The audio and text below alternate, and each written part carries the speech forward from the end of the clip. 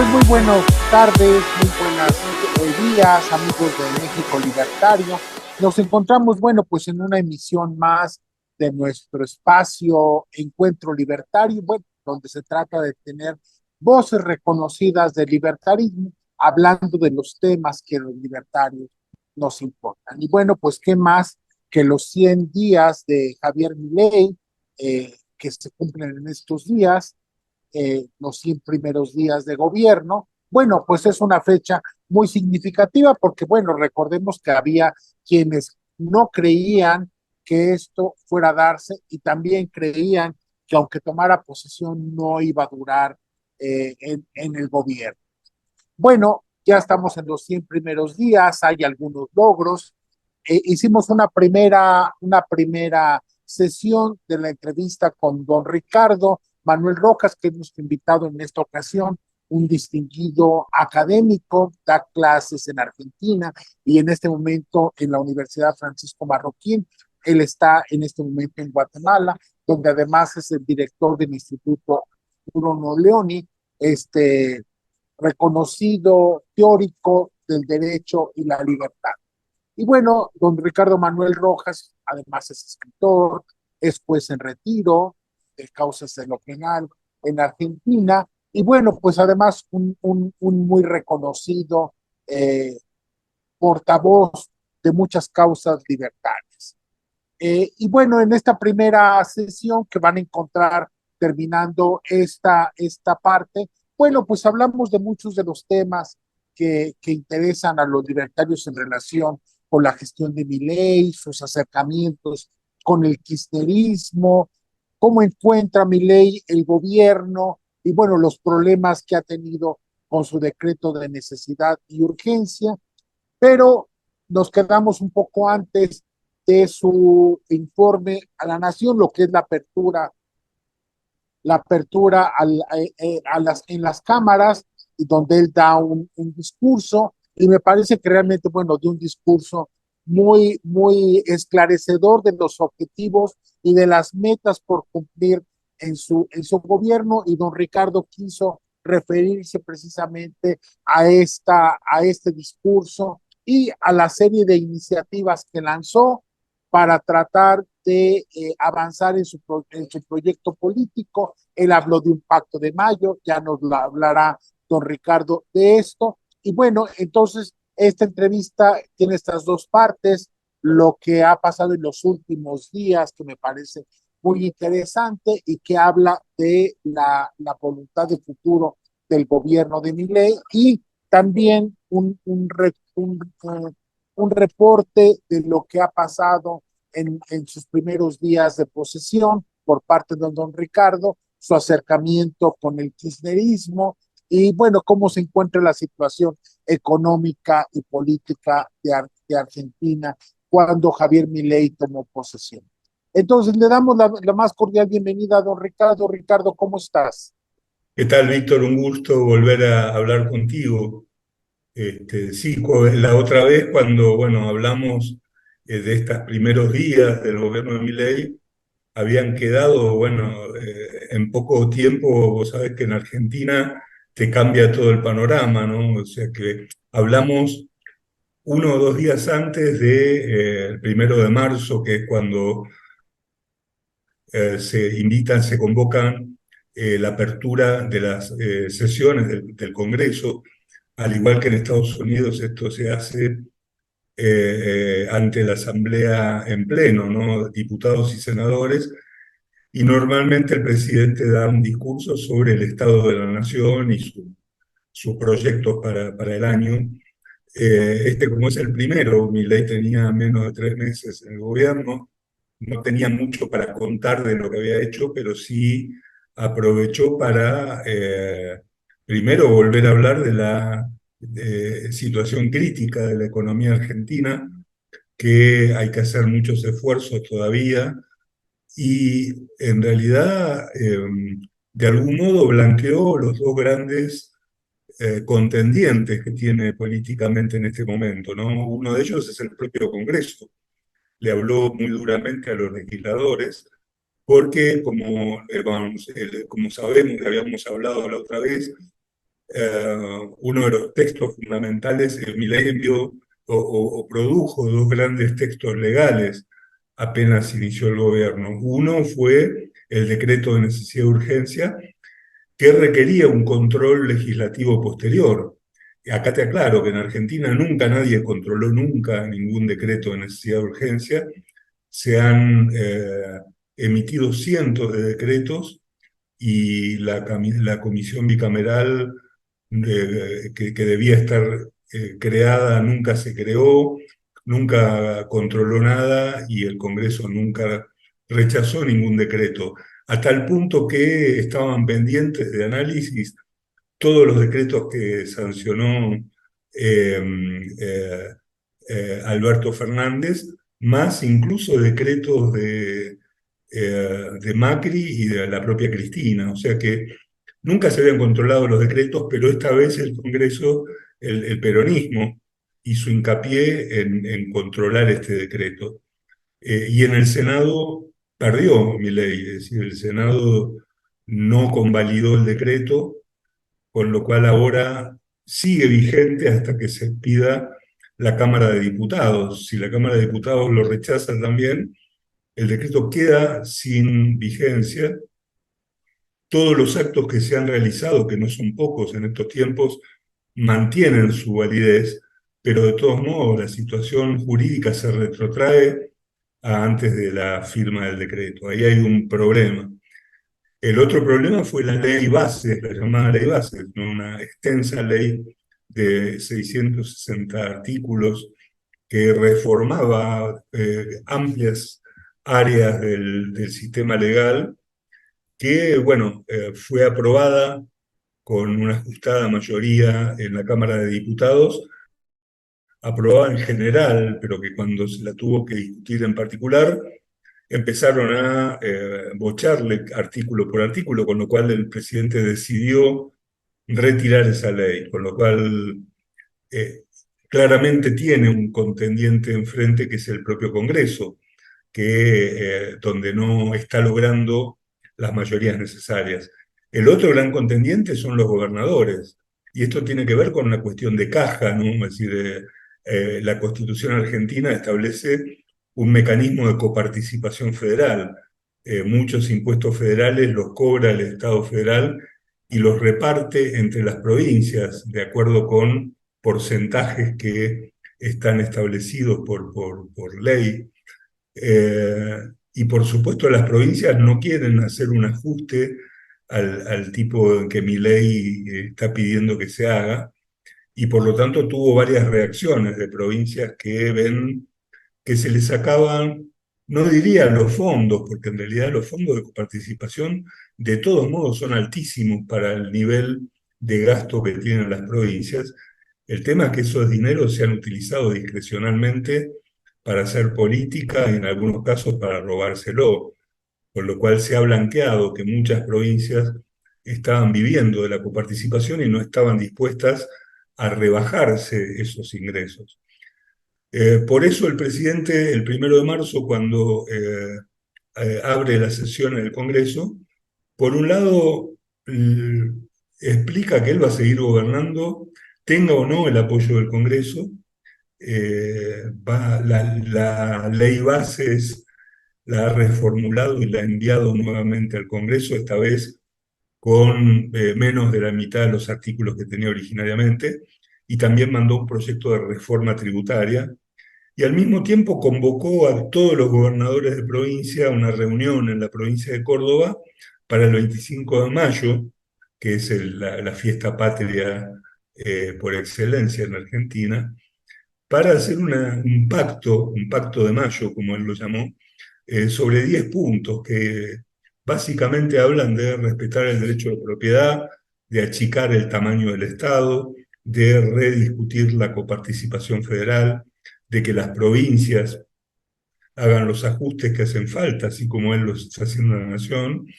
En fin, busca el acompañamiento de las provincias porque es el otro gran foco de gasto en el país, ¿no? Es decir, uno piensa que el único que gasta es el gobierno federal, pero los gastos de las 24 provincias argentinas a través de la coparticipación es una sangría enorme que el presidente necesita achicar para que le cierren los números. Esto fue, digamos, la situación post 1 de marzo pasado, es decir, eh, algunos problemas para aprobar estas normas, pero Milei elaborando esas normas, probablemente haciendo negociaciones con aquellos bloques más pequeños con los que podría negociar para alcanzar las mayorías que necesita, y por lo tanto está buscando los contenidos mínimos que puedan ser aprobados para poder avanzar. Yo creo que en ese sentido en las próximas semanas va a haber algunos avances. De hecho, en su discurso ante el Congreso le pidió a los gobernadores y a los legisladores que como muestra de paz y de acercamiento le votaran la ley base, que la aprobaran, con lo cual él ha insistido con una ley reducida, pero importante al fin. Eso en cuanto a los instrumentos legales, en cuanto, si vos querés, a algunos efectos económicos que se pueden ver. Bueno, se están estudiando mucho los números por parte de los economistas, pero hay algo que es importante: Milei no ha emitido desde los últimos 2 meses, no ha emitido un peso, esto es, ha logrado nivelar sus cuentas para poder llevar a cabo el gobierno con los recursos que tiene. Obviamente el costo de esto es tener planchado lo que él llama la aspiradora, ¿no? Tener planchados posiblemente los sueldos estatales, las jubilaciones, tener planchadas algunas tarifas para evitar que se disparen algunos precios, pero de todos modos, si bien obviamente la inflación es una bola que no para de un día para el otro, y los últimos datos de inflación no fueron halagadores, ¿no? Es decir, diciembre fue muy fuerte, 25%, bajó casi a la mitad en febrero y bajó un poquito más en marzo, eh, pero son números muy altos.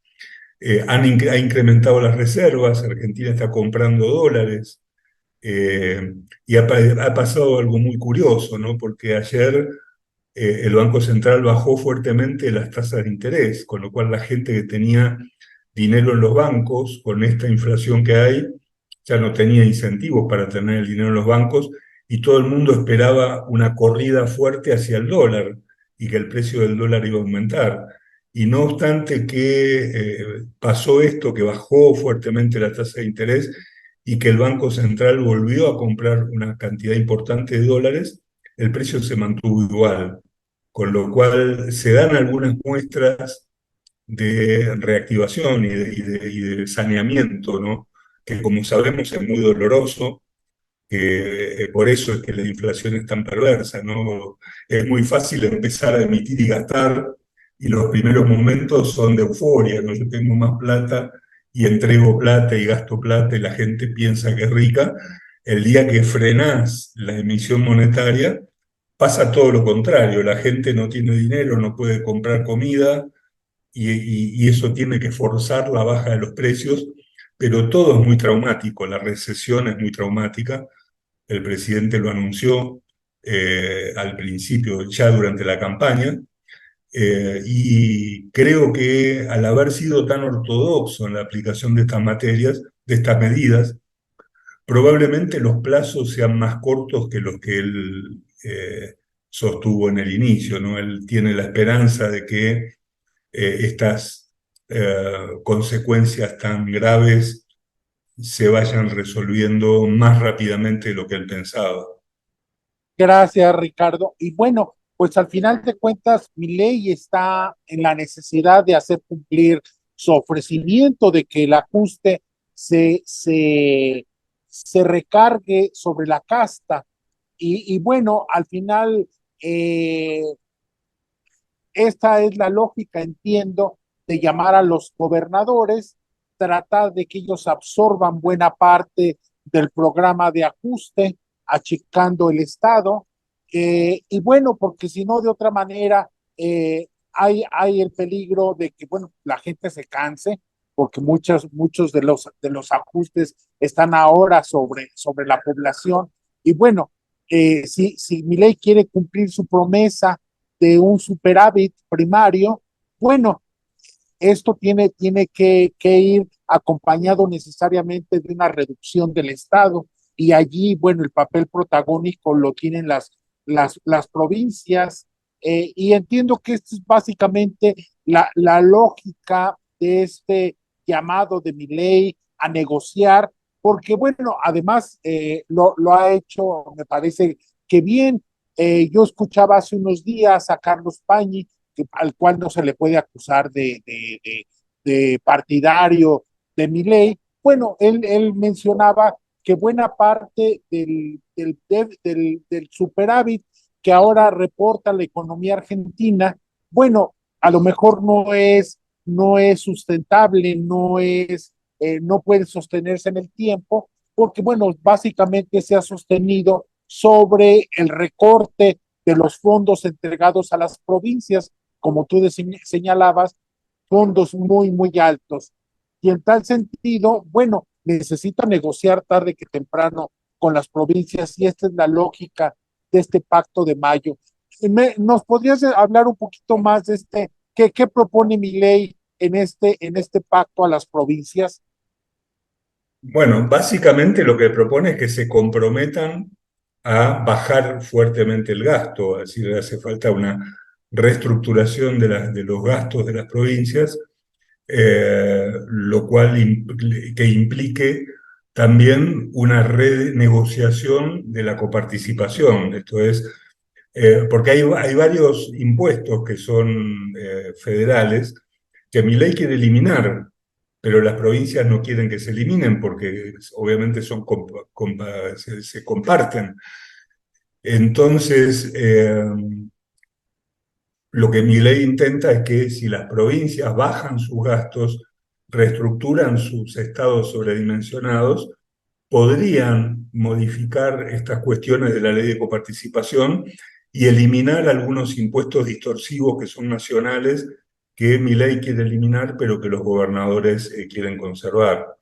Eh, Básicamente eso, es un acompañamiento a la reforma integral del Estado, que no solamente se debería hacer a nivel nacional, sino a nivel de cada una de las 24 jurisdicciones, y que eso depende de los gobiernos provinciales. Ahí el gobierno nacional no tiene ninguna injerencia, de modo que si las provincias no lo hacen, el gobierno nacional no lo puede hacer, y por eso es que lo llama a reflexionar, a juntarse, a dialogar y a tratar de avanzar sobre esos cambios. Te digo que desde el momento en que lo planteó hasta ahora, que pasaron pocos días,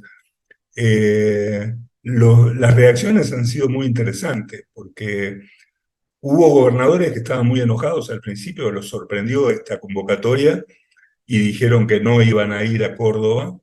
Algunos dijeron que a regañadientes iban a ir, pero estaban muy enojados. Hoy, al día de hoy, los 24 van a ir y muchos de ellos ya están empezando a hacer algunas de las reformas necesarias para achicar su propio gasto. El gobernador de Córdoba, que va a ser el anfitrión, llegó a la Asamblea Legislativa muy enojado con Milei porque pensaba que él quería llevarse puestas a las provincias y lo terminó aplaudiendo cuando terminó su discurso, porque en realidad lo que le devolvió Milei, que hace mucho que no pasaba en Argentina, le devolvió el federalismo, ¿no? Argentina es un país federal, pero que se ha comportado como unitario en los últimos tiempos.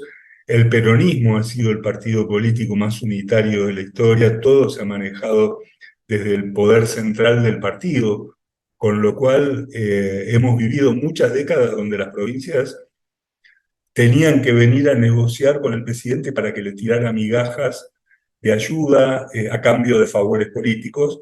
Y hoy Milei de alguna manera les está devolviendo el protagonismo para hacer las reformas. Y creo que muchos gobernadores lo han entendido. Ya, ¿y cuál es tu previsión, Ricardo? ¿Crees que funcione? crees que haya disposición por parte de los gobernadores? Porque bueno, ellos son los principales damnificados si se trata de achicar el Estado, hasta donde tengo entendido. Mira, el sistema de coparticipación es un sistema muy perverso porque, en definitiva, todas las provincias aportan, obviamente, aunque sean impuestos nacionales, los impuestos se producen en cada región, entonces uno sabe cuánto del impuesto se produce por la actividad comercial o económica en Córdoba o en Tucumán o en Santa Fe. Entonces, de algún modo uno sabe cuáles son las provincias que más aportan a la coparticipación, pero luego ese dinero se distribuye por un principio de solidaridad, entre comillas, por el cual las provincias que prácticamente no aportan nada se llevan altos porcentajes. Y esas son, curiosamente, las provincias que tienen los gobernadores más corruptos, gobernadores que hace más de 20 años que siguen en el poder, que utilizan el dinero de la coparticipación para mantener el poder y el control de la provincia, y que por lo tanto no quieren negociar nada y no quieren hacer ningún esfuerzo ni ningún cambio. Lo único que quisieran es destituirlo a Milei y que todo vuelva como siempre. En cambio, las provincias más productivas, más prósperas, normalmente son las que tienen las instituciones más sanas y tienen las cuentas mejor manejadas. Esas provincias ya, en muchos casos, ya han empezado a ponerse a tono con las reformas de Milei.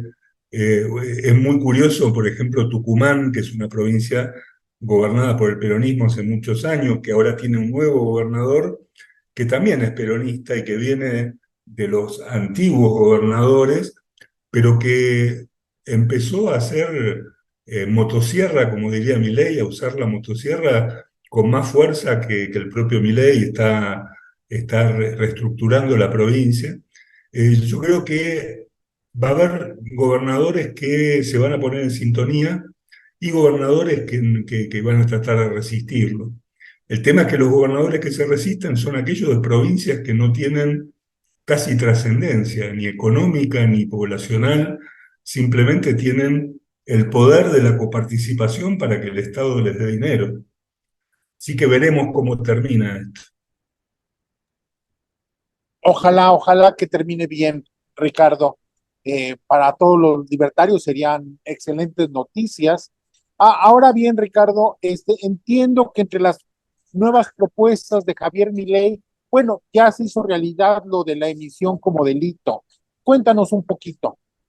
Bueno, a ver, yo escribí un libro que se llama la inflación como delito hace ya casi 3 años. En su momento, cuando salió el libro, Javier lo leyó.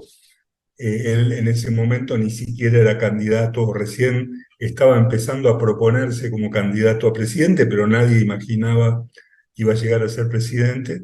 A él le encantó ese libro, lo charlamos mucho, y entonces empezó a ir a los programas de televisión cada vez que lo invitaban y le entregaba una copia a los periodistas al aire diciéndole que había que hacer eso. A mí me llamó mucho la atención porque después que asumió como presidente, volvió con el tema, volvió a decir que iba a mandar un proyecto de ley, pero que iba a ir incluso más allá de mi propuesta, porque él quería incluirse a él como presidente de la República, al ministro de Economía y a todos los funcionarios dentro de los sujetos de la ley, ¿no? De las personas que cometen el delito. Me puso en contacto con su ministro de Defensa, esto lo cuento porque lo dijo él al aire el otro día, que es un penalista con experiencia legislativa, y trabajamos un poco el proyecto y el proyecto está hecho. Verá Javier en qué momento de todas estas discusiones que está teniendo en el Congreso lo va a enviar para su tratamiento, pero de hecho hay otro libro mío que a Javier le ha gustado hace años, que tiene que ver con considerar la supresión de la propiedad como crimen de lesa humanidad, un libro que escribimos con Andrea Rondón hace algunos años, y a Javier le quedó esta idea, ¿no? Que los políticos que violan derechos de propiedad sistemáticamente y que empobrecen a la gente deberían ser considerados como delincuentes de lesa humanidad. Entonces quería poner que los delitos de emisión monetaria espuria sean imprescriptibles por ser equiparables a delitos de lesa humanidad. Eso lo discutimos, yo tengo mis dudas con eso, pero hasta ese punto llegó el compromiso de Javier con esta ley. Y básicamente lo que el tipo penal dice es que va a recibir una alta pena de prisión el funcionario del Banco Central que emita por encima de lo que la ley le permita, y los funcionarios del gobierno que reciban ese dinero a sabiendas de su origen espurio y lo pongan a circular. Eh, Paralelamente reformamos la Carta Orgánica del Banco Central para ponerle un límite concreto, y lo que hicimos fue tomar una especie de mix entre las dos propuestas tal vez más famosas de limitación de emisión de moneda fiat, que es la famosa propuesta de Friedman de no más del 3% anual del circulante. No se puede emitir más que eso porque consideraba que podía ser una especie de promedio del crecimiento del Producto Bruto en el año. O lo que dicen directamente, habría que calcular cuál fue el crecimiento del Producto Bruto, porque eso nos da qué cantidad de bienes y servicios más hay en el país, y por lo tanto tratar de equiparar o mantener el equilibrio entre la cantidad de dinero y la cantidad de bienes. Lo que pusimos nosotros como limitación al Banco Central fue que no van a poder emitir más allá del crecimiento del Producto Bruto, pero nunca más del 3% anual. O sea, vinculamos los dos criterios. Y te digo todo esto teniendo en cuenta que es moneda fiat, que no hay que controlarla de algún modo.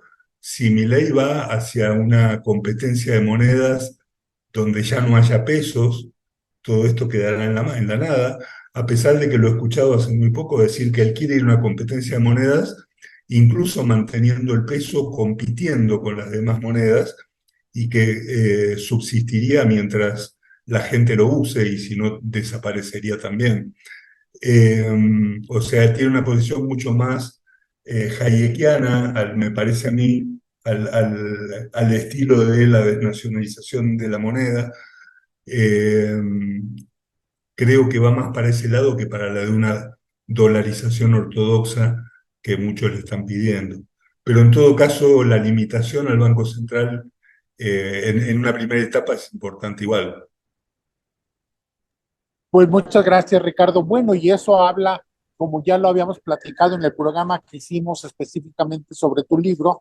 Bueno, esto habla de la seriedad de Milei, porque él es sería el primer afectado, no puede emitir para subsanar gastos por ahí que se presenten, ¿no? Entonces, bueno, creo que eso habla muy bien de la seriedad y el compromiso que tiene Javier con sus ideas, y qué bueno que esto suceda.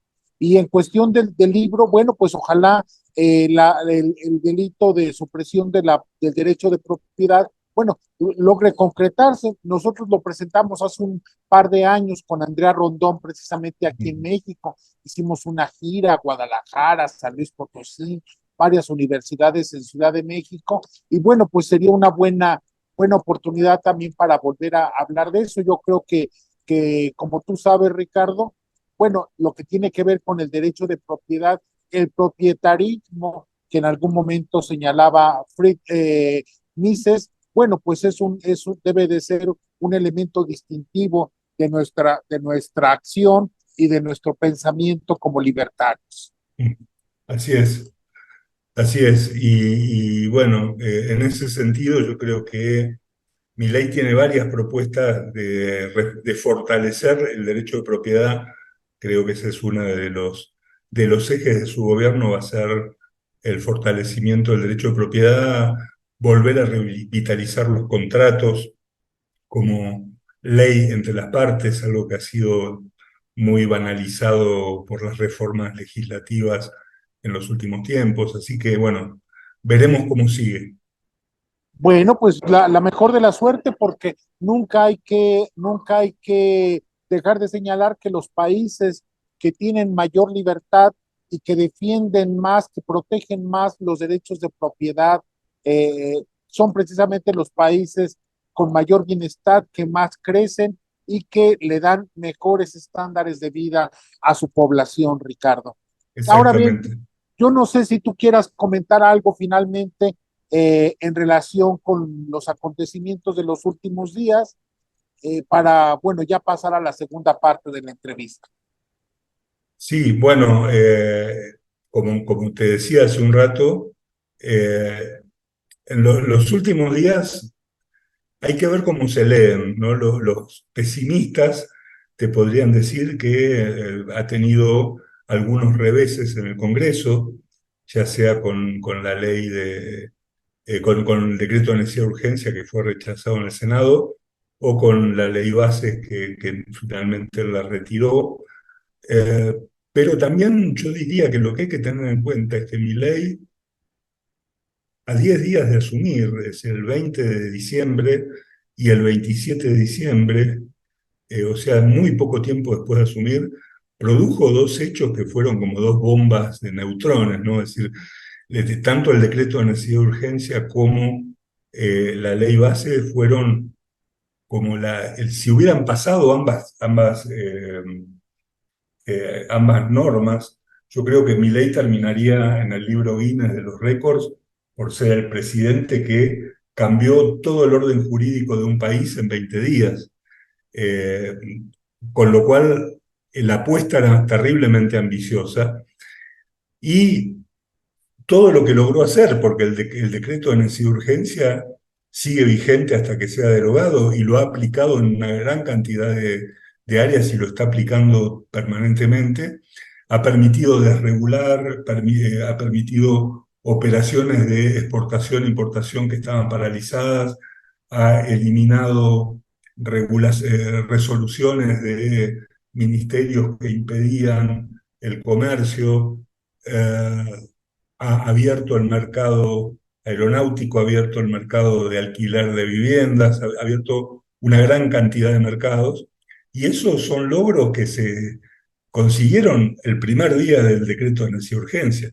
Si Milei hubiese hecho, por ejemplo, lo que hizo Macri, o sea, Macri tuvo un primer buen acto que fue levantar el cepo cambiario que había en ese momento. Y todos estábamos muy entusiasmados. Pero a partir de ahí fue tibio, habló de gradualismo, empezó a tratar de negociar cada ley con el Congreso y a los 2 años perdió todo el capital político que había conseguido. Eh, Creo que Milei hizo todo lo contrario. El primer día ha mandado todo y además tiene una estrategia porque frente a el fracaso de la ley bases, ya tiene la alternativa que ya la presentó el Congreso. Hace 2 días ya las dos leyes, la ley base más pequeña y la ley de reforma tributaria, ya están en el Congreso nuevamente. Y ayer en la televisión anunció que si la Cámara de Diputados llegaba a derogar el DNU, él ya tenía una serie de DNUs nuevos que iba a firmar y bueno, iba a seguir tratando de cambiar las cosas. De modo que se lo ve muy decidido, con ideas muy claras, no está haciendo locuras, ¿no? Mucha gente tenía miedo de Milei diciendo, bueno, está loco, insulta, grita y entonces, ¿qué clase de gobierno va a hacer? Te diría que hasta ahora ha respetado como ningún presidente en los últimos tiempos la Constitución, las leyes y las formas. Ante cada revés que ha tenido, se la aguantó y hizo lo que tenía que hacer. No tuvo ninguna actitud autoritaria o no republicana. Imagínate que están miles de personas con los ojos puestos en Milei buscándole el más mínimo error para poderlo criticar y sin embargo no hay nada que se le pueda criticar muy fuertemente. Con lo cual, bueno, veremos cómo sigue. Ojalá que pueda hacer los cambios antes de que, como vos decías hace un rato, la gente se empiece a preocupar o a cansar por los problemas económicos. Que así sea, Ricardo. Y pues bueno, como decimos en México, bueno, pues a nuestro gallo no le han quitado ni una sola pluma y qué bueno que siga adelante, a pesar de las adversidades y de las piedras puestas por la casta y la vieja clase política, ¿no? Así es. Ahí sigue adelante. Y bueno, yo invito al público a continuar con nuestra entrevista. Hay una segunda parte en donde don Ricardo nos habla de los acercamientos, nos da su opinión de los acercamientos de Javier Milei con algunos miembros de esta casta, de cómo encuentra Javier Milei hace 100 días el gobierno y bueno, de los retos que se tiene que enfrentar. Y bueno, yo espero que esto sea un buen corolario, una buena conmemoración de estos primeros 100 días de mi ley y que bueno, que sea un resultado muy favorable y muy propicio para la causa libertaria en Iberoamérica. Muchas gracias, Ricardo, te quedamos muy agradecidos y bueno, seguimos a tus órdenes. Un gusto grande, nos vemos pronto. Gracias por todo, nos vemos. Gracias a ti, Ricardo. Muy buenas tardes y bueno, adelante con la segunda parte, con amigos de México Libertario. Muchas gracias, Ricardo, por haber aceptado estar en nuestro programa. Y bueno, la idea es que en estos días se conmemoran esta fecha que para muchos es una especie de luna de miel de los gobiernos, que son los 100 días de Javier Milei en la presidencia argentina. Y que bueno, ha dejado ver las fortalezas y las debilidades también de su proyecto, pero también esas resistencias en el aparato hegemónico argentino. En principio, bueno, qué comentarios te despiertan estos primeros 100 días de Javier Milei en el poder, Ricardo? A ver, yo te diría que en primer lugar creo que cumplió con su promesa durante la campaña, ¿no? Porque fue a digamos, planteó una estrategia de choque y de shock, no de gradualismo. Tal vez te acuerdes cuando Macri ganó las elecciones y parecía que Macri iba a terminar con el kirchnerismo y con todo. Eh, Luego de un buen inicio empezó a tomar medidas gradualistas y un poco tibias y lo llevaron al fracaso, ¿no? Todo el capital político que había adquirido y la confiabilidad que tenía la desperdició al no tomar medidas más firmes. Bueno, Milei arrancó haciendo todo lo contrario, en 10 días presentó un proyecto, un decreto de necesidad de urgencia de 336 artículos proponiendo derogaciones y desregulaciones múltiples a todas las áreas del Estado, y envió al Congreso un proyecto de ley de 660 artículos con otra gran cantidad de reformas que no se podían hacer por decreto, que incluían hasta reformas penales, reformas del sistema electoral, reformas impositivas, etc. Con lo cual, para el 20, él asumió el 10 de diciembre. El 20 de diciembre firmó el decreto, el 27 de diciembre mandó la ley al Congreso, o sea, rápidamente. Eh, Él ha tenido una situación que al día de hoy yo te diría, sigue teniendo un altísimo respaldo popular, o sea, la gente sigue respaldando su proyecto porque además ve que está haciendo las cosas que dijo que iba a hacer, o sea, no es que engañó a nadie, él dijo voy a hacer esto y lo está haciendo, y que tiene un enorme problema o conflicto con los políticos tradicionales, que llámese con gobernadores, con legisladores, porque obviamente él está rompiendo con lo que él llama la casta, ¿no? Le está rompiendo muchos privilegios y mucho statu quo que había político, donde mucha gente se enriqueció.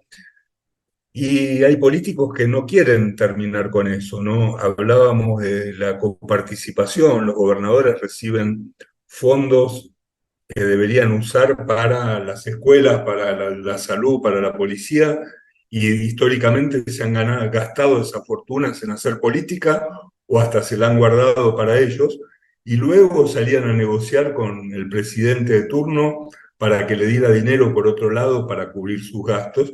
Todo eso Milei lo terminó, lo que genera una resistencia muy fuerte por parte de algunos gobernadores, porque hay provincias que están muy bien administradas y esos gobernadores están contentos con todo esto. Incluso hay gobernadores que dentro de sus propias provincias comenzaron a implementar mecanismos de reducción de gastos.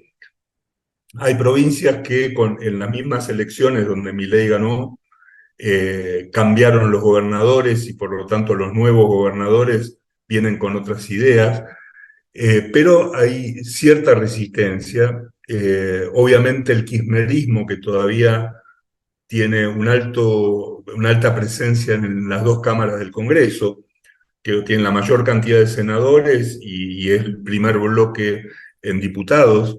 Ellos están totalmente en contra de cualquier cosa que Milei haga y no van a apoyar ninguna medida de Milei, con lo cual a él se le ha complicado esta primera parte. Pero los políticos no se animan a ir en contra muy abiertamente porque sigue gozando de un gran apoyo popular. Entonces la gente lo sigue apoyando, la gente sigue pidiendo los cambios que él está proponiendo. Y está ocurriendo otra cosa. El 1 de marzo es el día que se inician las sesiones en el Congreso y el presidente inaugura las sesiones hablándole a las dos cámaras del Congreso en conjunto. Y lo que se está pensando es que va a haber un discurso muy duro de Milei respecto de bolsones de corrupción que se han encontrado en estos días. Es decir, a través de un mecanismo que son fondos fiduciarios, el gobierno nacional, no de ahora, sino desde hace muchos años atrás, ha creado fondos fiduciarios en una serie de reparticiones del gobierno que han sido cajas negras donde fue a parar muchísimo dinero que después ha desaparecido. O sea, es un vehículo de corrupción que está empezando a descubrir el gobierno y que creo que a diferencia de Macri, Milei en realidad va a ir a fondo en la investigación de estos delitos. Y en estos delitos obviamente hay muchos funcionarios involucrados, con lo cual está claramente planteada, están los tres jugadores de este partido. Milei por un lado, la mala casta política, los malos políticos que se enfrentan a él por el otro, y el pueblo, la gente que lo sigue apoyando a Milei y que de algún modo lo está protegiendo. Yo creo que esa es un poco la síntesis de los primeros 3 meses del gobierno de Milei, que, que está digamos, con final abierto, porque en definitiva él va a necesitar algunas leyes, aunque diga que no, va a necesitar que el Congreso lo apoye para algunas leyes. No puede gobernar solo de espaldas a las demás instituciones y en algún momento tendrá que bajar un poco los decibeles de su pelea. A ver, yo entiendo que muchas veces pelearse, tener una posición confrontativa, es una estrategia que a veces sirve, ¿no? A veces sale bien. Hay gente que enfrentándose y peleándose ha logrado muchas cosas, si no, pregúntenle a Trump. Pero a veces también es bueno no pelearse con todo el mundo al mismo tiempo e ir eligiendo las batallas, e ir eligiendo los enemigos. Y me parece que de aquí en adelante Milei va a tener que empezar a hacer eso para poder conseguir los apoyos que necesita para gobernar bien, ¿no? Pero creo que él marcó el rumbo correcto, hay que reducir el gasto público, hay que achicar el Estado, hay que privatizar, hay que abrir todos los mercados. Nombró como canciller del país a Diana Mondino, que no tiene ninguna experiencia en relaciones exteriores diplomática, pero es una extraordinaria economista, porque el objetivo de Milei es: tenemos que abrirnos comercialmente al mundo, y por eso quiero que la Cancillería Argentina sea el vehículo para volver a comerciar con todos los países. Creo que tiene muy claros cuáles son los objetivos y los está llevando a cabo bien. Está teniendo los tropiezos de la mala política que le pone palos en la rueda, pero creo que vamos bien. Muchas gracias, Ricardo. Ahora bien, entiendo que aún no hay un proyecto alternativo de qué hacer ante el rechazo en el Congreso.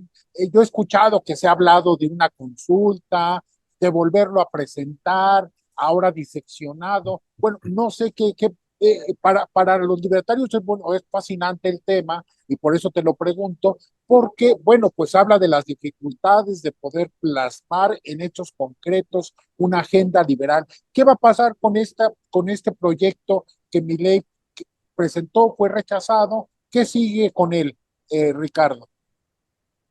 Bien, mira, respecto del decreto de necesidad de urgencia, ese también tiene que ser controlado por el Congreso, pero para que se lo rechacen ese, necesitaría que fuera rechazado en ambas cámaras del Congreso por separado, o sea que ahí tiene una chance de que ese decreto conserve la vigencia, la validez, y ahí ya tiene instrumentos como para avanzar bastante en la reforma del Estado. Respecto de los temas contenidos en la ley, en su momento él al principio dijo que podía llamar una consulta popular, eso yo no estoy de acuerdo en absoluto, creo que esas consultas populares, referéndums, son mecanismos populistas que han usado gobiernos autoritarios muchas veces y, bueno, sin ir más lejos, cuando fui a México, acababa de ganar López Obrador, lo primero que hizo fue llamar una consulta popular para Exactamente. cambiar un aeropuerto. La verdad que no me gusta, ni él ya lo descartó eso, esa alternativa. Yo creo que lo que va a hacer es dictar algunos decretos de necesidad y urgencia más en áreas muy específicas que no tengan que ver con lo que la Constitución le prohíbe, y luego diseccionar la ley y presentarla en pedazos. Porque, claro, él de entrada tenía dos alternativas: o mandar ese monstruo gigante que mandó de 660 artículos que prácticamente modificaba todo, que si pasaba esa ley ya no necesitaba más nada, o sea, era la reforma del Estado en una ley. Y creo que él estratégicamente se jugó a que el Congreso le aprobara eso de entrada. Como no se lo aprobó, ahora la segunda estrategia me parece que va a ser ir pedazo por pedazo, empezando por las áreas que puede contar con mayor apoyo o menos resistencia, e ir que le vayan autorizando o sancionando de a poco las distintas reformas.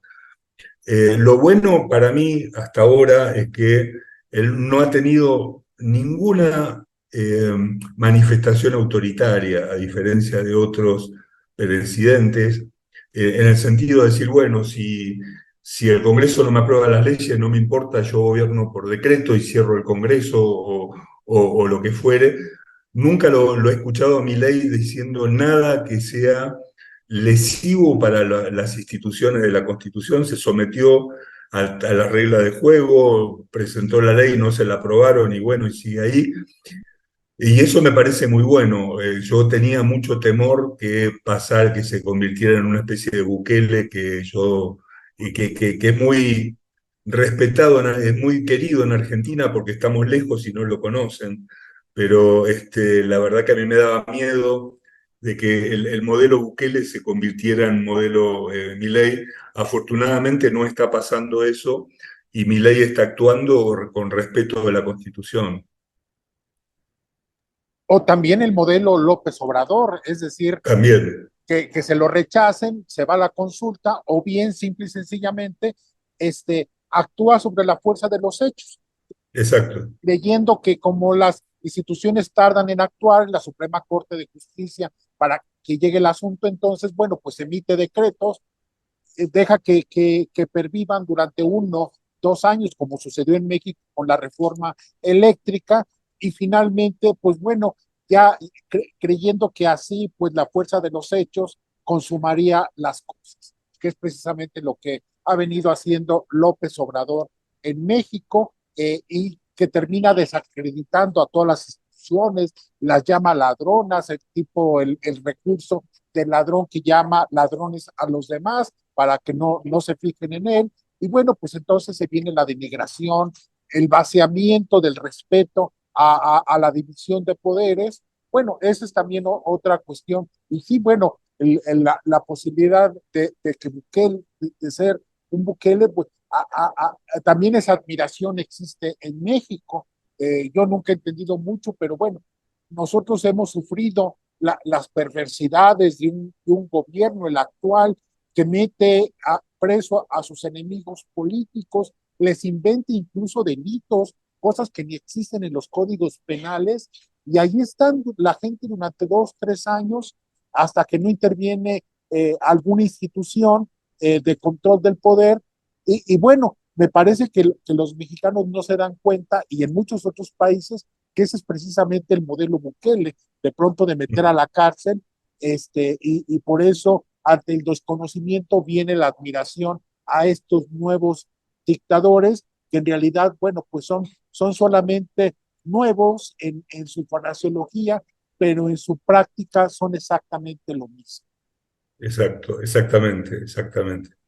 Ahora bien, Ricardo, hay una cuestión, yo platicaba hace un par de días con amigos de Venezuela y de Perú, y bueno, a nosotros tú no eres parte del gobierno, entiendo que tu contacto con Milei ha sido básicamente esporádico y a través de algunas cuestiones muy específicas como esto que platicamos en otro programa relacionado con la emisión como delito, es decir, que la emisión descontrolada sin respaldo por parte del Estado se ha establecido como delito. Entonces, bueno, tú no tienes ni poder de influencia, ni de picaporte, ni de altavoz en el gobierno, pero yo platicaba, te decía, con estos amigos, y bueno, pues a muchos nos ha llamado mucho la atención, bueno, la figura de gente como Scioli, Daniel Scioli, el ex embajador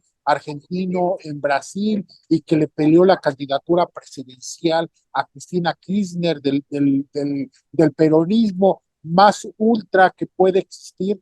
Bueno, de pronto verlo allí en los eventos de Milei como funcionario de su gobierno, secretario de no sé qué cargo ocupa. Bueno, y también, bueno, pues no, nos ha llamado mucho la atención esta cercanía con algunos referentes kirchneristas.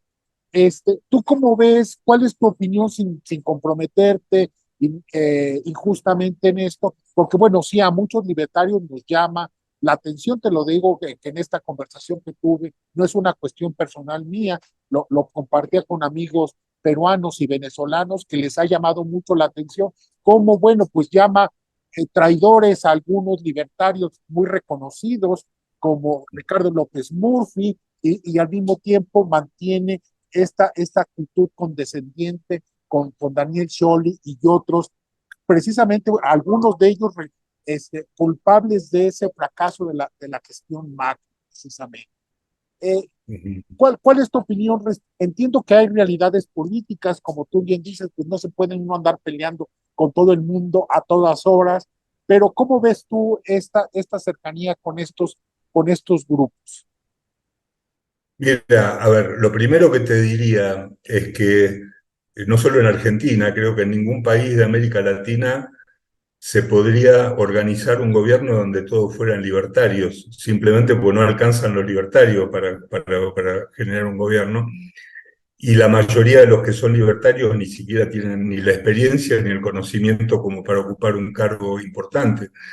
De modo que, a ver, el caso de Scioli es un caso raro porque en realidad no tiene ninguna vinculación con Milei. Scioli es más bien amigo del jefe de gabinete, que es el que le ha manejado la estructura de cargos. Claro, Milei llegó al gobierno y se dio cuenta que había miles de cargos que había que cubrir.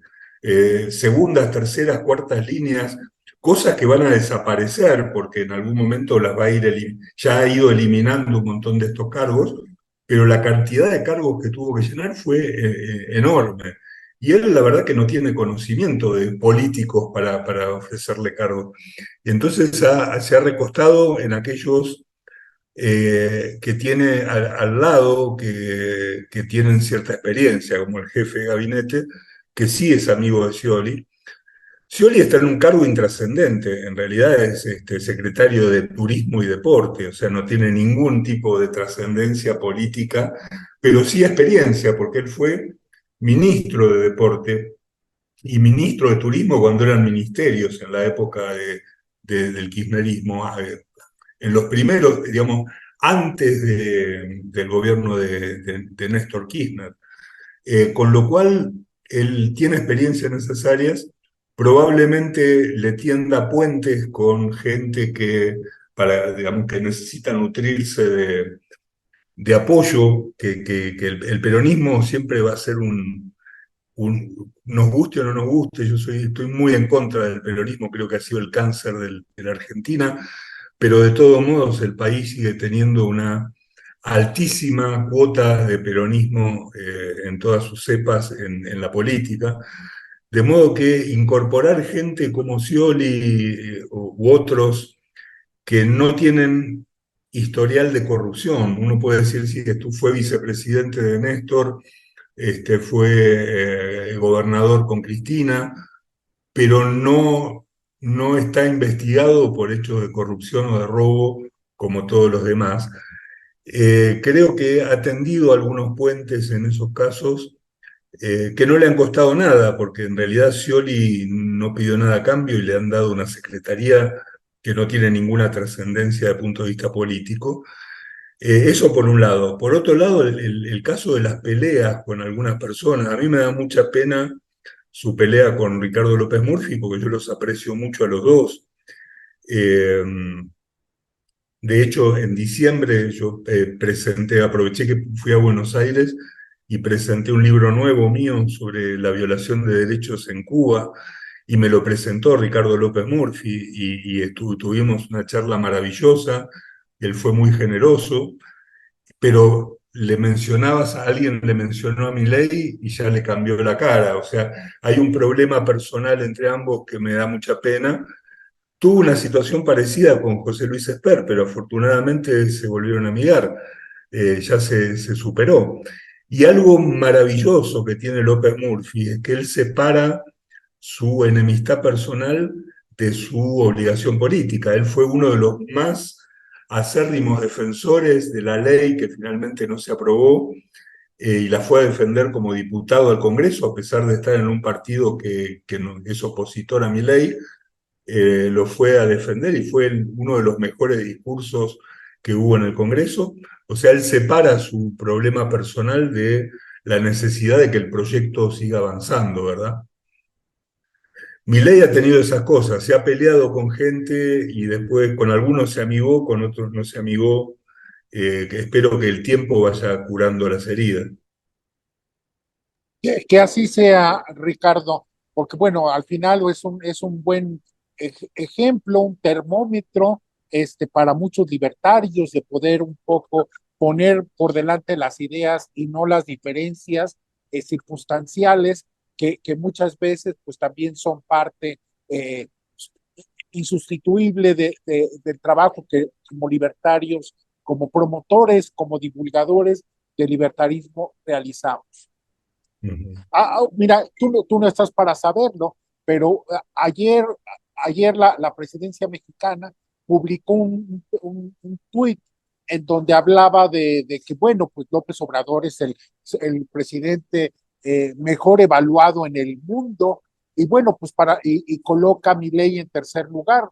No dudo mucho de sus números, pero sí ejemplifica de que, bueno, se ha visto obligado el gobierno mexicano a reconocer el que se dedicó cuando llegó Milei a llamarle nazi, ultraderechista. Bueno, López Obrador utilizando todo el aparato propagandístico, todos los medios de comunicación que paga, blogueros, youtuberos, medios informales, sus mañaneras, eh, bueno, además la influencia informal con los medios de comunicación comerciales. Bueno, todo eso no le ha bastado en la actualidad después del desgaste tremendo que ha tenido su gobierno, pues para estar solamente 2 puntos encima de mi ley. Y me parece que, bueno, es útil. Yo platiqué hace unos días con un amigo argentino aquí en México, y él me decía que, bueno, ese apoyo, incluso hubo recientemente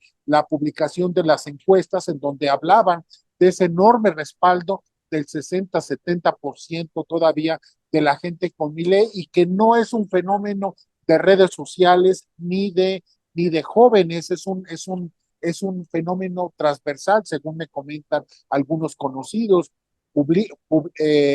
no solamente limitado a clases sociales o edades, sino mucho más amplio. Eh, ¿Cuál es tu opinión sobre a qué obedece este respaldo que aún Milei sigue conservando entre la población argentina? Mira, yo creo que tiene dos motivos. Uno es que el hartazgo que tiene la gente por los políticos tradicionales, ¿no? Por lo que Milei llama la casta, eh, y que eso se ha mantenido porque los propios políticos, al pelearse con Milei, están reavivando toda esa bronca que la gente les tiene a los políticos tradicionales. Eso por un lado. Y por otro lado, porque creo que la gente se da cuenta que Milei en realidad está haciendo exactamente lo que dijo que iba a hacer cuando asumió su discurso inaugural. En lugar de hablar maravillas de lo que iba a hacer su gobierno, le explicó a la gente los sufrimientos que iba a tener que pasar para poder salir de la crisis en que nos dejó el gobierno anterior, y la gente creo que le reconoce que está haciendo todos los esfuerzos para superar esto.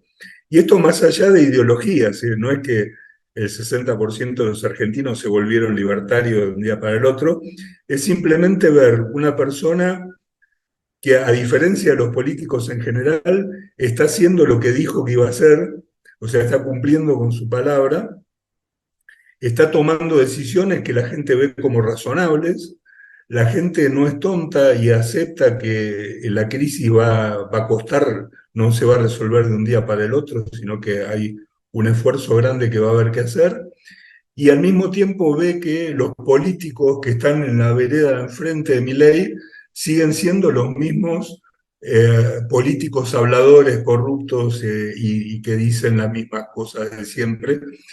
Por lo tanto, se profundiza el desprecio por los políticos en general de la casta, y se ha valorizado este esfuerzo de Milei de cumplir con su palabra.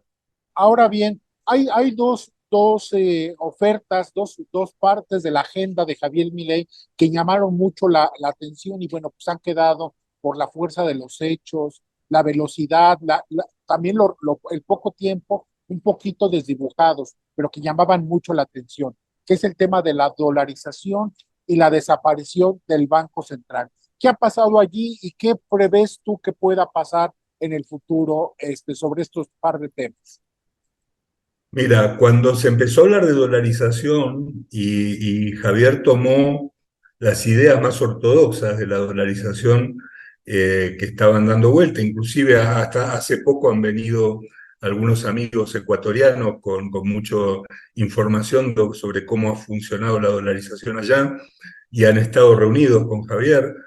Eh, yo creo, cuando se empezó a hablar de esto, yo tenía un gran prurito, y desconfío un poco porque el problema, y esto lo hablamos justamente vinculado con la emisión monetaria, cuando vos tenés un gasto público que es enorme y a fin de mes tenés que hacer frente a pagar sueldos y pagar planes sociales y pagar deudas, y en realidad vos no tenés el manejo del dinero para pagar todo eso.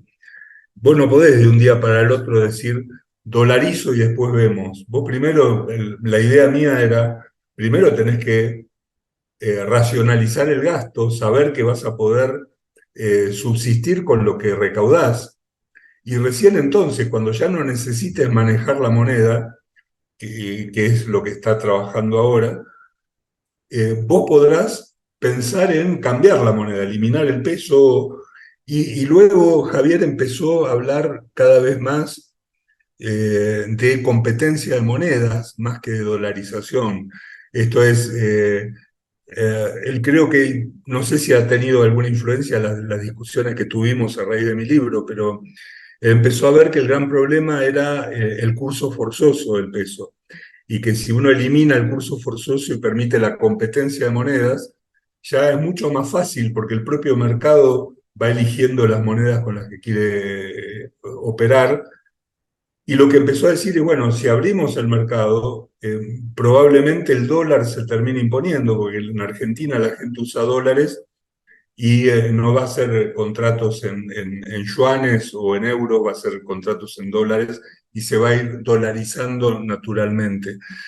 Yo creo que un poco lo que hizo al llegar al gobierno fue cambiar la estrategia, es decir, primero reordenemos el país, reordenemos el gobierno, achiquemos el Estado, bajemos el gasto, privaticemos, y cuando esté todo más o menos armado, cambiemos la moneda o liberemos el mercado monetario. De todos modos, en los últimos tiempos ha vuelto a hablar un poco del tema de la dolarización. Yo no creo que deje pasar mucho tiempo. En los próximos meses yo creo que va a enfocar el tema, porque lo cierto es que cuando vos tenés un 15-20% de inflación mensual, ya no tenés moneda, o sea, el peso no es una moneda, no sirve para hacer ningún tipo de cálculo, de modo que es necesario tener una moneda, y ya sea abrir el mercado de la competencia de monedas o cambiar el peso por el dólar, pero hacia alguna de las dos alternativas vamos a ir y creo que va a ser en los próximos meses.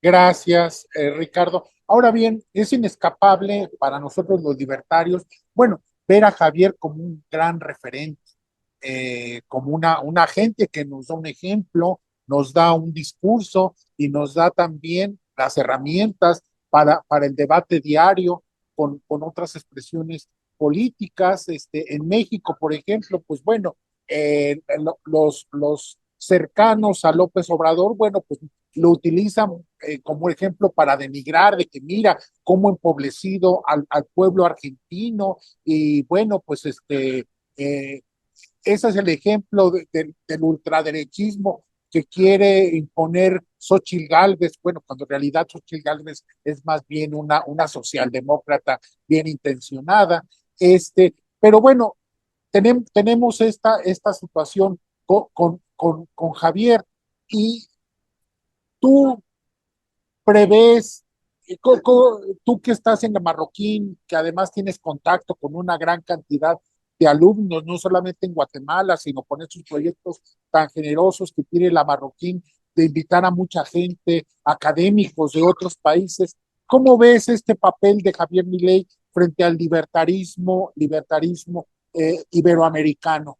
Yo siento un poquito la falta de que, bueno, lo veo con los conservadores y no tiene ningún reparo, mientras que con los libertarios, bueno, pues no lo veo haciendo el mismo activismo y yo siento un poco en falta esto. Pero ¿cómo tú ves este papel de Javier con el libertarismo iberoamericano? Mira, yo creo que hoy lo veo aquí en Guatemala. La Marroquín está siguiendo muy de cerca las medidas que va tomando Javier, están haciendo estudios profundos de para dónde va, porque aquí sienten que si fracasa Milei, nos olvidamos del liberalismo por décadas en América Latina. Y que le vaya bien a Milei va a poder impulsar el liberalismo en toda la región. Ahora, yo creo que hay tal vez un poco de mala comunicación respecto de las influencias que tiene Milei. Hay dos referentes muy importantes para Milei académicamente hoy en día, que son Alberto Venegas Lynch y Jesús Huerta de Soto. Ninguno de los dos se los puede considerar que no son libertarios. Y te diría dos más, Miguel Ancho Bastos y Juan Ramón Rayo. Son cuatro personas. A los dos primeros los trata como sus maestros, con los otros dos tiene extraordinaria relación, y son todos realmente liberales, libertarios de pura cepa, de modo que esas son sus verdaderas influencias. Que luego coquetee con conservadores también tiene que ver con que los libertarios nunca le hemos dado bolilla al poder, a la política ni al poder, con lo cual los que están en la política normalmente son conservadores y no son libertarios, pero él tiene, desde el punto de vista intelectual, su influencia fuerte viene del lado de los libertarios. Para finalizar, Ricardo, ¿qué recomendarías tú a los libertarios iberoamericanos en general?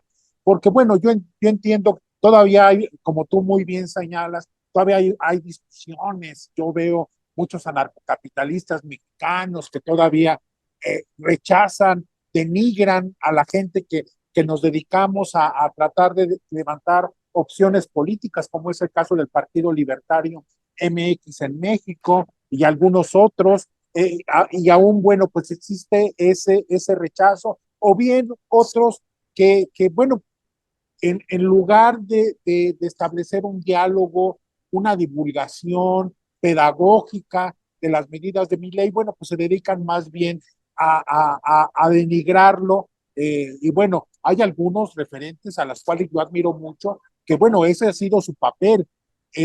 Pero ¿qué le recomiendas a los libertarios latinoamericanos en relación con las acciones, las políticas y el ejemplo de Javier Milei?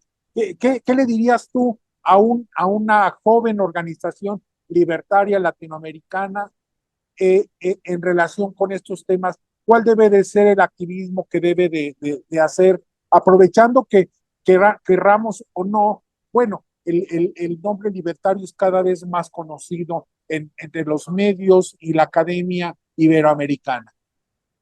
Mira, yo lo que diría, como siempre, es que uno tiene que tener siempre una actitud crítica hacia todo, y crítica no en un sentido negativo, sino en un sentido positivo.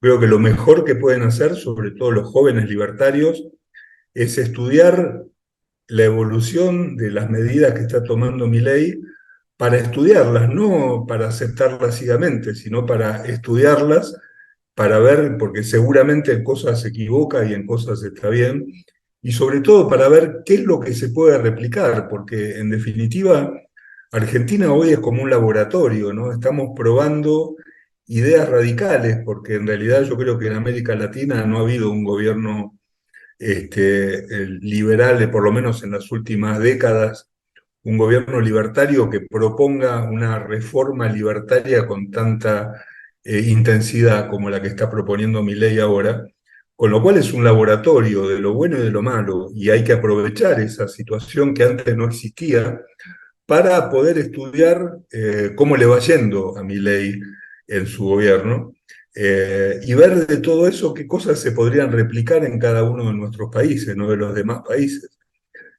Porque también es una fuente. Mira, para el decreto de 366 artículos y la ley de 660 artículos, te imaginarás que fueron meses y meses de trabajo, de equipo, de mucha gente que intervino para proyectar esas dos normas. Y yo creo que esas normas deberían ser estudiadas en las universidades, es decir, eh, podremos criticarlas, podremos estar de acuerdo, pero ahí los libertarios tienen instrumentos para empezar a estudiar, porque además, mira, te diré, no sé si será que me estoy poniendo viejo, ¿no? Pero yo que siempre fui muy, eh, un muy extremo, libertario, objetivista, randiano y anarcocapitalista toda mi vida, eh, yo me doy cuenta que en realidad el liberalismo ha sido un movimiento que a lo largo de la historia de los siglos tuvo dos objetivos fundamentales. Uno, luchar para disminuir el poder del Estado, y otra, para luchar por el reconocimiento y protección de los derechos individuales. Esas dos, eh, esos dos objetivos han sido mantenidos a través de los siglos por toda la lucha del liberalismo. Pero hay distintas formas de defender estos principios.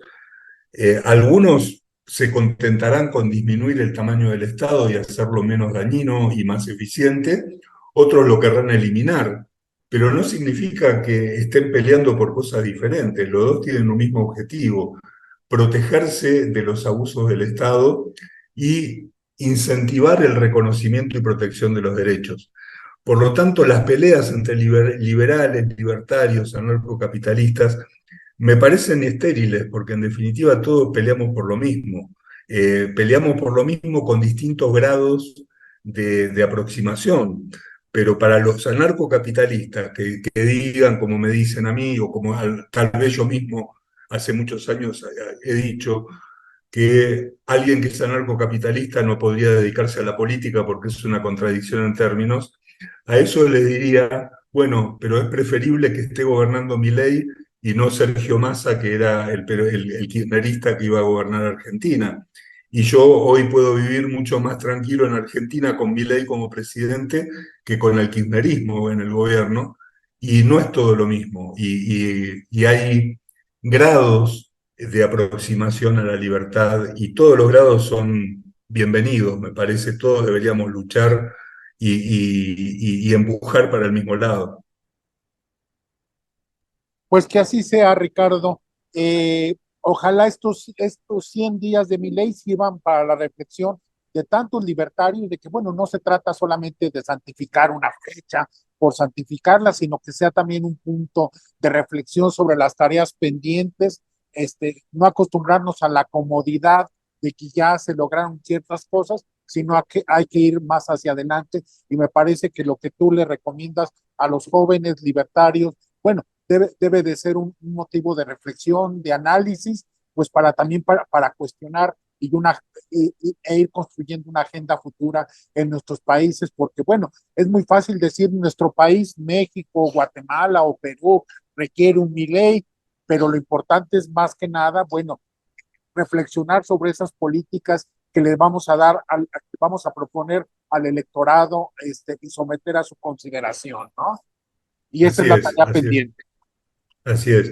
Y sobre todo tener en cuenta que para los liberales o los libertarios, en realidad un Milei es solamente un instrumento para abrir el mercado. Los que deben producir y generar las modificaciones y las reformas son los propios individuos.